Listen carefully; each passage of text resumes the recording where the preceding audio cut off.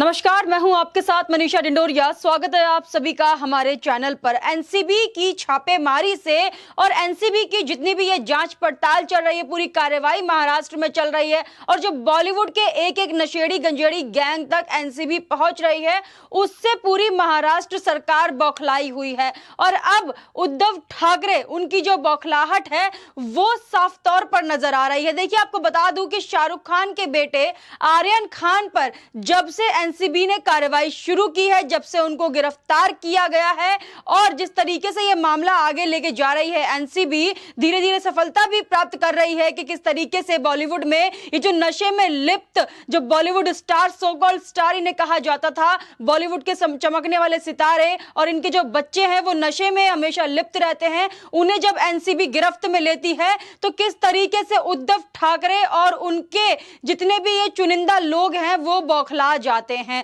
तो अब उद्धव ठाकरे का बयान आया है जिसमें उन्होंने बीजेपी पर निशाना साधा और साथ ही अपनी जो भड़ास है एनसीबी को लेकर वो जताई है। उनकी भड़ास में यह साफ देखा जा रहा है कि उद्धव ठाकरे नहीं चाहते हैं कि उनके ये जो चुनिंदा बॉलीवुड के सितारे हैं उन पर किसी भी तरीके का सवाल एनसीबी उठाए या फिर उनके खिलाफ किसी भी तरीके की कार्रवाई हो। क्योंकि आप देख पा रहे होंगे कि जिस तरीके से सुशांत सिंह राजपूत का केस सामने आया था, इंटरनेशनल लेवल पर यह केस था और सब लोग इसकी बातचीत कर रहे थे, लेकिन महाराष्ट्र गवर्नमेंट की तरफ से एक भी सहानुभूति भरा कमेंट या फिर कोई भी बयान सुशांत सिंह राजपूत के लिए नहीं आया था। ना ही उद्धव ठाकरे सामने आए थे इस केस पर बातचीत करने के लिए। जब महाराष्ट्र में बड़ी बड़ी घटनाओं को अंजाम दिया जाता है, जब ड्रग्स हर जगह मिलते हैं और जब बॉलीवुड से इतने बड़े बड़े मामले सामने आते हैं ड्रग्स केस के, तब महाराष्ट्र गवर्नमेंट चुप रहती है। लेकिन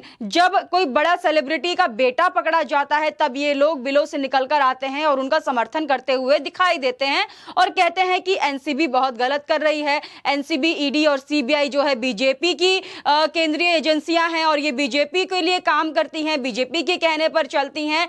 तो आपने क्यों नहीं करवाया ये सब काम उद्धव ठाकरे जी? उद्धव ठाकरे बोलते हैं कि ये जो एनसीबी छापेमारी कर रही है हर जगह पर महाराष्ट्र में, ये काम मुंबई पुलिस कर लेगी बहुत अच्छे से। इतने टाइम से जब ये ड्रग्स पाए जा रहे थे तब मुंबई पुलिस ने कोई भी एक्शन, सख्त एक्शन क्यों नहीं लिया था बॉलीवुड के एक भी सितारे पर? क्योंकि अभी तक जितनी भी जांच पड़ताल हुई है ये ड्रग्स केस में, सब के सब जितने भी नाम एनसीबी द्वारा सामने आए हैं सब ने ये माना है और सबूतों के बिना पर ये सामने आया है कि हाँ, ये लोग ड्रग्स लेते थे और व्हाट्सएप चैट्स जब इनकी खंगाली तो अलग अलग तरीके के ड्रग्स के नाम इन लोगों ने लिए।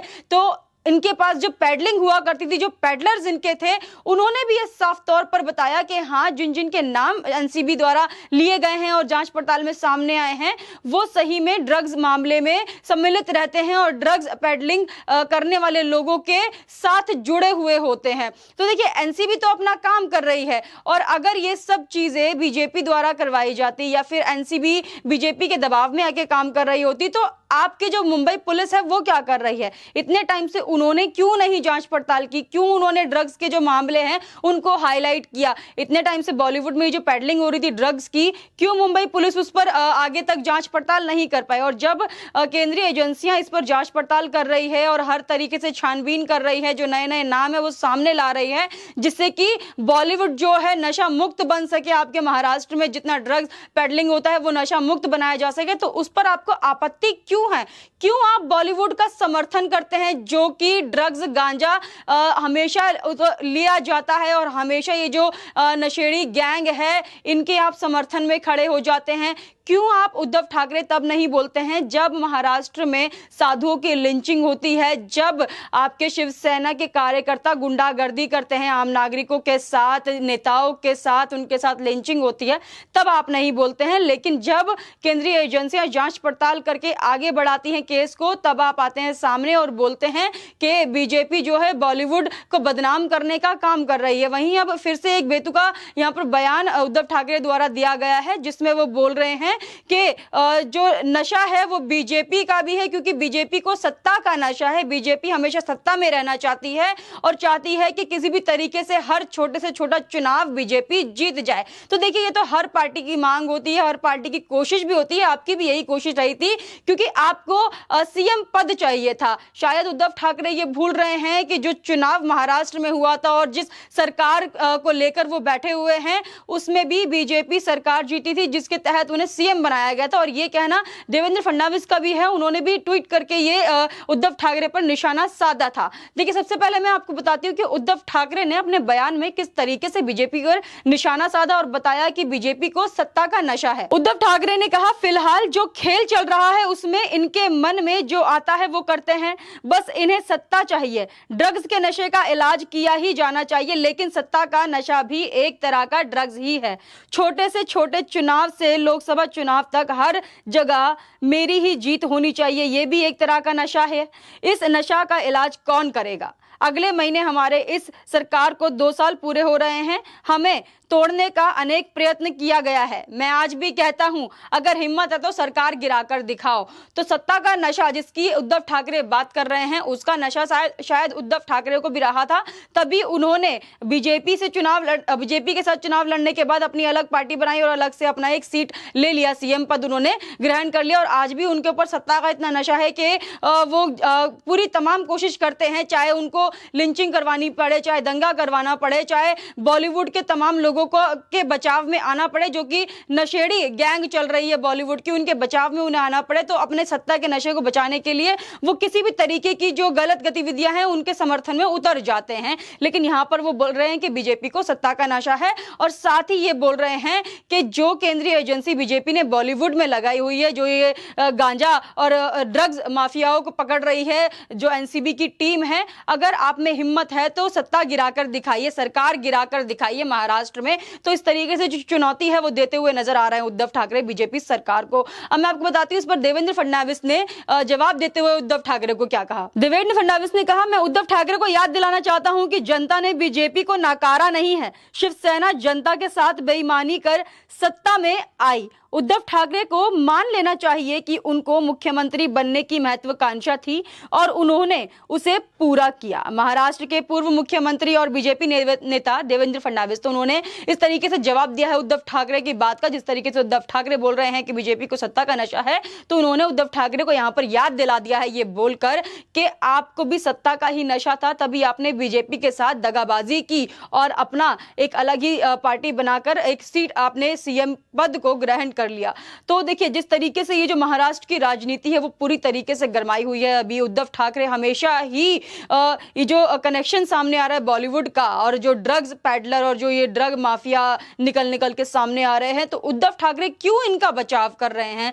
आखिर क्या कनेक्शन है उद्धव ठाकरे और शाहरुख खान के बीच? क्योंकि शाहरुख खान के बेटे का नाम जब से इसमें आया है, तभी से महाराष्ट्र की जो गवर्नमेंट है वो बौखलाई हुई है और एक एक करके बयानबाजी कर रही है। तो अब सीधा सीधा उद्धव ठाकरे ने भी यहां पर आर्यन खान के समर्थन में बयान दिया है। देखिए, नाम ना लेकर भी उन्होंने आर्यन खान का समर्थन किया है और कहा है कि जो एनसीबी काम कर रही है वो बिल्कुल गलत कर रही है। तो गलत काम कैसे हो सकता है जब कोई एजेंसी देश को नशा मुक्त करने का काम करती है और उस पर कार्रवाई आगे बढ़ाती है। मुंबई में अलग अलग जगहों पर छापे मारे जा रहे हैं जहां से ड्रग बरामद किया जा रहा है, और जितने भी तमाम बड़े नेता है, तो देखिए समीर वानखेड़े एक बड़े ऑफिसर हैं एनसीबी के, और वो बिना डरे बड़े बड़े बॉलीवुड सितारों के नाम सामने ला रहे हैं जो कि इस ड्रग गैंग में शामिल है और ड्रग लेते हुए नजर आते हैं।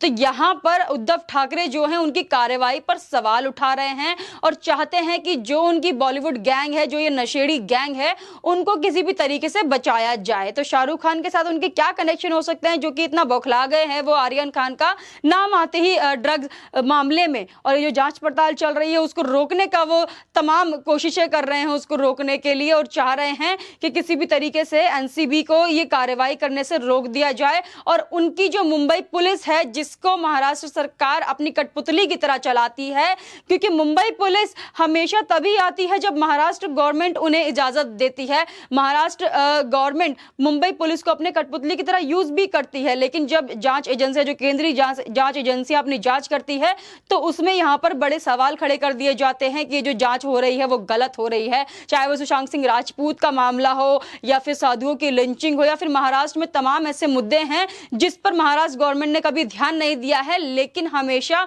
उन मुद्दों पर आवाज उठाई है जिससे उन्हें लगता है कि उनकी जो सत्ता है वो खतरे में आ सकती है। और जब इनकी बॉलीवुड गैंग, जो नशेड़ी गैंग है इनकी, इन पर सवाल उठाए जाते हैं, तब उद्धव ठाकरे आते हैं और बयानबाजी करने लग जाते हैं। देखिए, उद्धव ठाकरे बोल रहे हैं कि अगर हिम्मत है तो आप हमारी सरकार गिराकर दिखाइए।